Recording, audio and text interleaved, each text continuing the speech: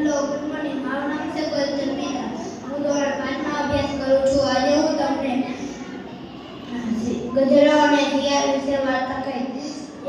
એક જંગલી ગધેડો અને શિયાળ બંને ગાઢ મિત્રો હતા. એક વખત બંને એક ફળનો બાગ જોયો. ગધેડાએ કહ્યું, ચાલો આપણે ખાઈએ. શિયાળે કહ્યું, ઠીક છે. તે બંને પેટ ભરીને ફળો ખાધા.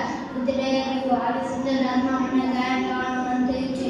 શિયાળે કહ્યું, તું જોતો પ્રાણીયા, અહીંયા ખેડૂત આવો અવાજ સાંભળ્યા તો આફતમાં મુકાઈ જઈશું. શિયાળ સમજી ગયો, આ મૂર્ખ ગધેડો હવે સાથે સલાહ સાંભળશે નહીં.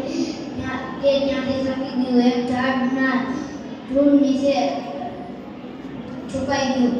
ગધેડાએ અનુમાનથી માથું ઊંચું ઉપાડ્યું અને મોજી કરવા લાગ્યો. ત્યાં ખેડૂત ગધેડાનો અવાજ સાંભળી ગયો. હાથમાં ધોકો લઈ ગધેડાની પાસે આવ્યો. ગધેડાને બરાબર પીટ્યો.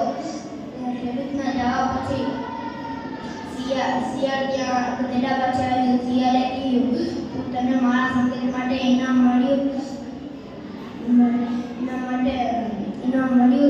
શિયાળે કહ્યું, એક મિત્રની સાચી સલાહ માનવી જરૂરી છે. અસ્ત થઈ ગયું.